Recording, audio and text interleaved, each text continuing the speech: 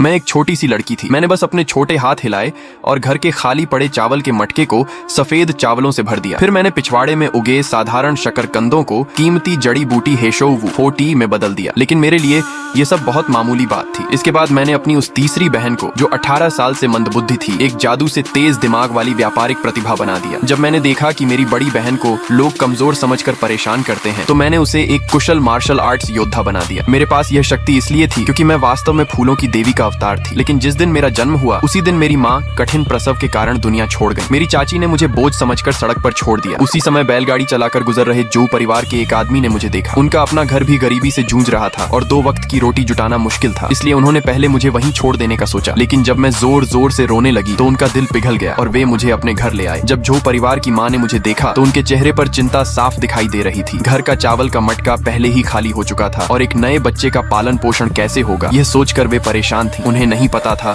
कि मेरा आना उनके पूरे परिवार की किस्मत बदलने वाला है। मेरी बड़ी बहन मुझे देखने आई। जैसे ही उसने मेरा हाथ पकड़ा, मैंने उसका हाथ कसकर पकड़ लिया और छोड़ना नहीं चाहा। अगले दिन उसने सोचा कि वह बंदरगाह पर और ज्यादा मेहनत करेगी, ज्यादा बोरे ढोएगी ताकि घर का खर्च चल सके। लेकिन वह भी जानती थी कि केवल उसकी मेहनत से इतने बड़े परिवार का गुजारा नहीं हो सकता। उनकी सारी बातें मैं चुपचाप सुन रही थी। उसी रात मैंने अपना छोटा सा हाथ हिलाया और घर के खाली चावल के मटके को सफेद चावलों से भर दिया। जब परिवार वालों ने मटका खोला तो वे हैरान रह गए। उसमें सचमुच बर्फ जैसे सफेद चावल भरे हुए थे। लेकिन उनकी खुशी ज्यादा देर तक नहीं टिक सकी। तभी कर वसूलने वाले अधिकारी घर में घुस आए और अनाज कर की मांग करने लगे। झो परिवार की मां ने उनसे कुछ दिनों की मोहलत मांगी, लेकिन अधिकारियों ने उन्हें धक्का देकर जमीन पर गिरा दिया। यह देखकर मैं उन्हें सबक सिखाना चाहती थी, तभी बाहर से एक आवाज आई, रुको। झो परिवार के मुखिया ने देखा कि आने वाला व्यक्ति उनका पुराना अधीनस्थ था, जो अब उप अधिकारी बन चुका था। उन्हें लगा कि वह उनकी मदद करेगा, लेकिन उस आदमी का इरादा कुछ और ही था। उसने झो परिवार के मुखिया का अपमान करते हुए कहा कि अगर वह उसके पैरों के बीच से निकलकर उसे दादा कहे तभी कर माफ होगा। गरीबी से मजबूर होकर झो परिवार का मुखिया यह अपमान सहने को तैयार हो गया, क्योंकि उसे लगा कि इससे परिवार बच जाएगा। लेकिन मैं जानती थी कि वह अधिकारी झूठा और विश्वासघाती है, इसलिए मैंने उन्हें घुटने टेकने से रोक दिया। अधिकारी ने इसे अपनी बेइज्जती समझा और गुस्से में आदेश दे दिया कि झो परिवार का सारा सामान तोड़ दिया जाए। उसके आदमी घर में घुस पड़े और जो कुछ मिला उसे लूटने लगे। तभी एक आदमी की नजर चावल के मटके पर पड़ी। वह चिल्लाया, इतना चावल छिपा कर रखा है और कर नहीं देते, इसे उठाकर ले चलो। वे लोग मटका उठाने लगे, लेकिन वह अपनी जगह से हिला तक नहीं। ऐसा लग रहा था मानो उसका वजन हजारों किलो हो। कई लोगों ने मिलकर पूरी ताकत लगाई, लेकिन मटका टस से मस नहीं हुआ। यह देखकर उप अधिकारी खुद आगे आया। उसी समय मैंने अपना जादू चलाया। अचानक उसके पैर जमीन से ऐसे चिपक गए जैसे किसी ने उन्हें मजबूत गोंद से चिपका दिया हो। वह लाख कोशिश करता रहा, लेकिन हिल नहीं पाया। आखिर उसके 2 आदमी उसे खींचकर निकालने में सफल हुए, मगर वह जोर से गिर पड़ा और उसके सिर पर गंभीर चोट लग गई। बार बार अपमानित होने और असफल रहने के बाद